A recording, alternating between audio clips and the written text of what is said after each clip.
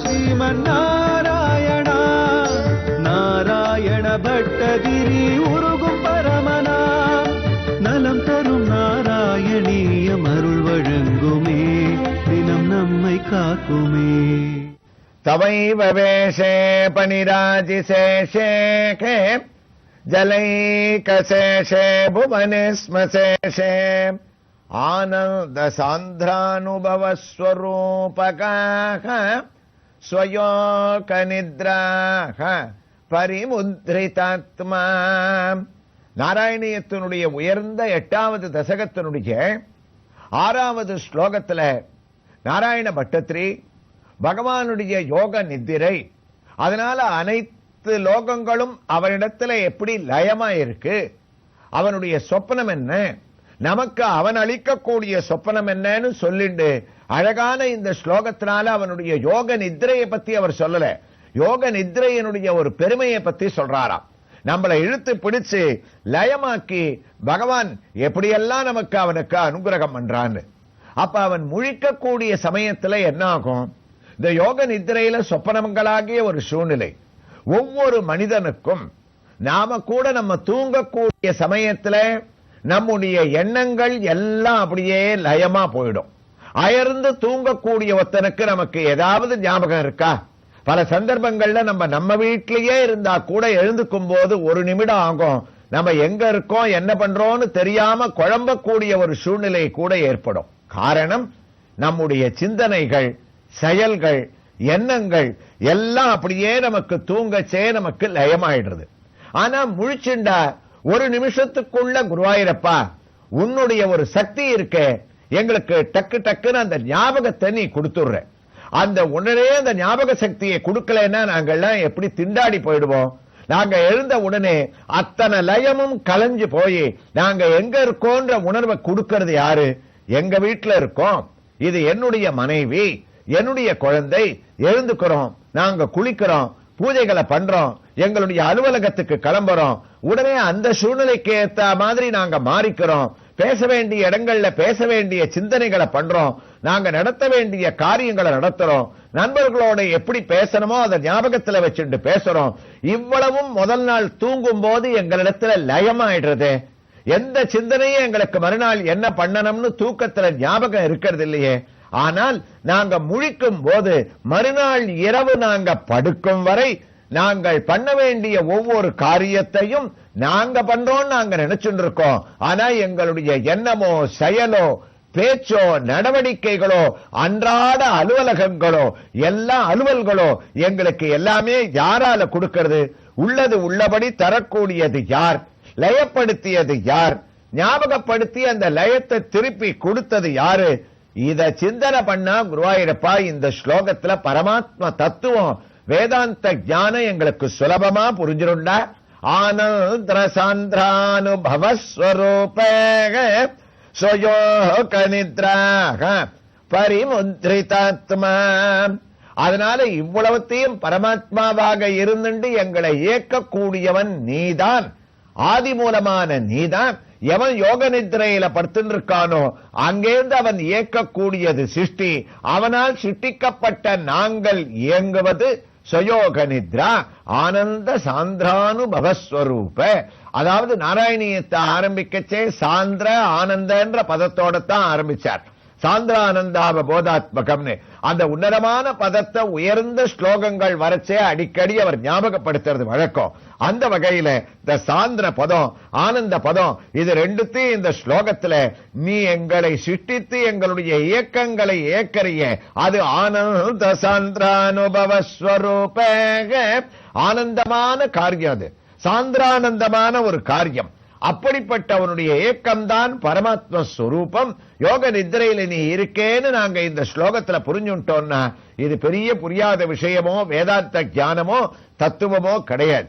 ஆனா உன்னுடைய சிருஷ்டியில இன்னொரு அழகு என்னன்னா, ஒருத்தர் தூங்கிட்டு இருக்கும் போது உலகத்துல ஒருத்தர் முழிச்சுட்டு இருக்கார்.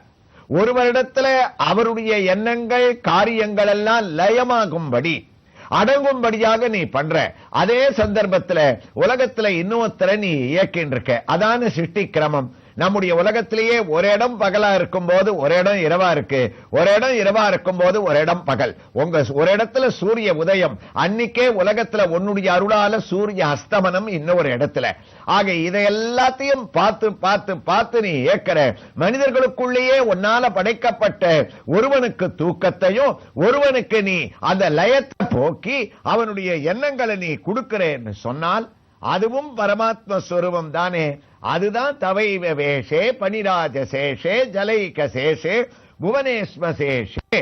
நீ அத்தனையும் அடக்கிண்டு உலகத்துல இருக்கக்கூடிய யோக நித்திரை எவ்வளவையும் சுருக்கித்தான் ஆழ்வார் ஒரே ஒரு பதத்துல சொன்னார். பகவான் வர்ணிக்கிற சமயத்துல, கண்ணா உன்னுடைய அழகான யோக நித்ரைன்றது என்ன தெரியுமா?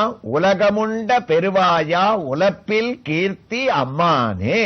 உலகமுண்ட பெருவாயான ஆழ்வார் இந்த ஸ்லோகத்தை 2 தசகத்துல நம்ம கேட்டு இருக்கிறத ஒரு பதத்துல அழகா அடக்கிட்டாராம். அது ஆழ்வாருடைய ஒரு பெருமை. நீ யோக நித்ரை பண்றேன்னா என்ன, உலகம் எல்லாத்தையும் உண்ட பெருவாயா. உலகம் உண்ட பெருவாயான்னா நாம உடனே நாம சாப்பிடுறது போல பகவான் எடுத்து அப்படியே வாயில மென்னு அண்ட சராசரங்கள் மரங்கள் ஜீவராசிகள்லாம் சாப்பிட்டுட்டான்னு நினைக்க கூடாது. உலகம் உண்ட பெருவாயான்னா அவன் உண்ணுவது என்பது அவனிடத்திலே போய் அடங்கக்கூடிய லயம் என்ற வார்த்தை. அவனிடத்துல போய் லயம் ஆயிடுறதான். அந்த லயம் தானே ஜெகத் சிருஷ்டியினுடைய ஒரு காரணமாக இருக்கு. அப்படி அந்த லயமாகும் போது சத்துன்ற பிரம்மம் குருவாயூரப்பா சித்து என்ற ஒரு பிரம்மத்தோட சேர்ந்து சச்சிதானந்த ஸ்வரூபமாக யோக நித்ரையோட நீ இருக்கக்கூடிய அந்த ஸ்வரூபம் இருக்கே, அதுக்கு பிரம்மம்னு பேரு. ஜகத்தை நீ சிருஷ்டி பண்ணும் போது உனக்கு ஈஸ்வரன் பேரு, சர்வேஸ்வரன் உனக்கு தத்துவம். அதே அத்தனையும் அடக்கிண்டு நீ கண்ண மூடி அயர்ந்து தூங்கக்கூடிய ஒரு சொரூபம் இருக்கு, அதுக்கு பிரம்மம்னு பேரு. ஆக பரமாத்மாவுடைய தூக்கம் இருக்கு, அது பூர்ணானந்தம். அந்த பூர்ணானந்தமான ஞானத்துல தன் சொரூபம் லயிப்பது இருக்கு, அதுக்குத்தான் பிரம்மம்னு பேரு. ஸ்வயோக நித்ராம் பரிமுத்ரிதாத்மா. ரொம்ப கஷ்டமான ஸ்லோகத்தை சுலபமான ஒரு அழகான வியாக்கியானத்தோட மகான்கள் நாராயணியத்துல குருவாயூரப்பனிடத்துல பட்டத்திரி இதை முடிக்க குருவாயூரப்பனும் தலையசைக்க ஆரம்பிக்கிறார். தன்னுடைய சொரூபத்தை வர்ணிச்ச ஒரு ஆனந்தத்துல இவ்வளவுத்தையும் நம்ம மனசுல வாங்கிண்டு இதனுடைய தமிழ் பாட்டை கேட்கும் போது அவ்வளவு அர்த்தமும் நமக்கு தெளிவா புரியும். கிருஷ்ணா உலகுதான் நீரில் கல்மூழ்க உத்தமே இலகுரு சச்சிதானந்தமூர்த்தி ஜாய் மலமரு யோகமாம் தூக்கம் உற்று நீ. யோகமாம் தூக்கம் உற்று நீ இலகிடு சேடலம் பள்ளி சேர்த்தனை. பள்ளி சேர்த்தனை அதாவது ஆதிசேஷன் பேர்ல யோக நித்ரையை நீ கொண்டாய் என்று பட்டத்திரி இந்த ஸ்லோகத்தை முடிச்சு 8வது தசகத்தினுடைய 7வது ஸ்லோகத்துல பகவான் தூங்க ஆரம்பிச்சிட்டார். அடுத்தது என்ன பண்ணார், தூங்கிண்டே இருந்தாரா, எத்தனை காலம் அப்படின்ற விவரங்களை பகவானிடத்துல தெரிவிக்க ஆரம்பிக்கிறார். அதற்கு முன்னால் பட்டத்திரி குருவாயூர்ல தயாராகட்டும். நாம இப்ப தரிசிக்க வேண்டிய ஒரு கோயில் இருக்கு. இப்ப எந்த திருக்கோயில தரிசிக்க இருக்கோம்? இதுவும் கும்பகோணத்திற்கு அருகிலுள்ள திருக்கோயில் தான். கும்பகோணத்திலிருந்து 15 கிலோமீட்டர் தூரத்தில் அமைந்திருக்கக்கூடிய அழகான சிறிய ஊர் ஆடுதுறை என்றும் ஒரு ஊர். அந்த ஆடுதுறையிலே அமைந்திருக்கக்கூடிய ஸ்ரீ ருக்மிணி சத்யபாமா சமேத ஸ்ரீ நவநீத கிருஷ்ணனுடைய திருக்கோயிலை நோக்கி நாம் சென்று கொண்டிருக்கின்றோம். இதோ ஆடுதுறை புகைவண்டி நிலையத்திலிருந்தும் அவனுடைய சன்னதியை அடையலாம்.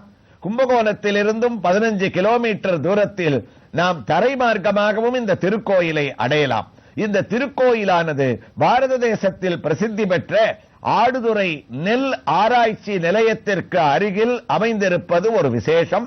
நாமும் அதை ஒரு அடையாளமாகவும் எடுத்துக் கொள்ளலாம். இதோ இந்த திருக்கோயிலுக்கு வந்துவிட்டோம். சுமார் 2000 வருடம் பழமை வாய்ந்த கோயிலாக இங்கு இருப்பவர்கள் கூறுகின்றார்கள். சிறிய ஒரு முகப்பானது நம்மை அங்கே வரவேற்கின்றது. அந்த முகப்பிலே இருபுறமும் சங்கு சக்கரம் பிரகாசிக்க, நடுவிலே திருமண் காப்பானது அழகாக அலங்கரிக்க, அதற்கு 2 புறத்திலும் பெரிய திருவடியான கருடன் அமர்ந்த திருக்கோலத்திலே நம்மை வரவேற்கின்றான்.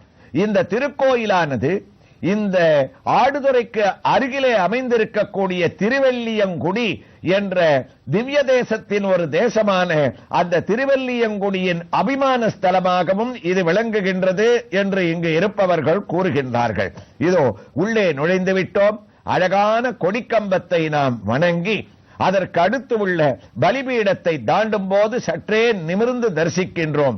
சிறிய முகப்பு, அந்த முகப்பிலே உள்ளே நவநீத கிருஷ்ணன் எவ்வாறு நமக்கு தரிசனத்தை அளித்துக் கொண்டிருக்கின்றாரோ அதே பாவத்தோடு சுதை வடிவத்திலே தன்னுடைய வலது கையிலே வெண்ணையை தான் தாங்கிக் கொண்டு இடது கையிலே நாட்டிய பாவத்தோடு சற்றே வளைத்துக் கொண்டிருக்கக்கூடிய கண்ணனுடைய தரிசனம்.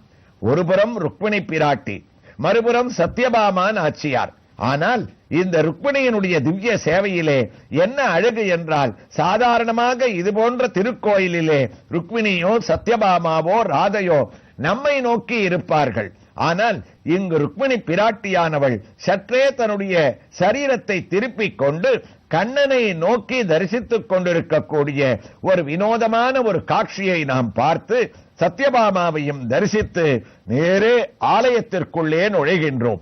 அங்கு சிறிய சன்னதி, அந்த சிறிய சன்னதியிலே பெரிய திருவடியான கருடன் நின்ற திருக்கோலத்திலே கையை கூப்பி நம்மை அழகாக வர்ணிக்க வரவேற்க பலவிதமான நாக ஆபரணங்களைத்தான் சார்த்திக் கொண்டு எந்த கருடன் பகவானுக்கு வாகனமாகவும் வேணுகோபாலனுக்கு அவனுடைய பிரம்மோற்சவ காலங்களிலே அவன் அழகாக ஒரு ஜொதஸ்தம்பத்திலே அவன் பிரகாசிக்கின்றானோ அவனை நாம் தரிசித்து கோயிலுக்குள்ளே நாம் வலம் வர ஆரம்பிக்கின்றோம். இதோ இதே சூழ்நிலையிலே நாராயணியத்தில் பட்டத்திரியும் குருவாயூர் கஷேத்திரத்தில் 8வது தசகத்தினுடைய 7வது ஸ்லோகத்தை தொடங்கிவிட்டார். குருவாயூரப்பா, யோக நித்திரையானது நீ கொள்ள ஆரம்பித்தாய். அவ்வாறு நீ தூங்க ஆரம்பிக்கும் போது என்ன செய்தாய்? காலசக்தி, காலசக்தி என்ற ஒரு சக்தி உன்னிடத்திலே இருக்கின்றது. கால சக்கரத்தை நீ கையிலே கொண்டவன். அந்த கால சக்தியினிடத்திலே கூறிவிட்டு நீ படுத்தாய்.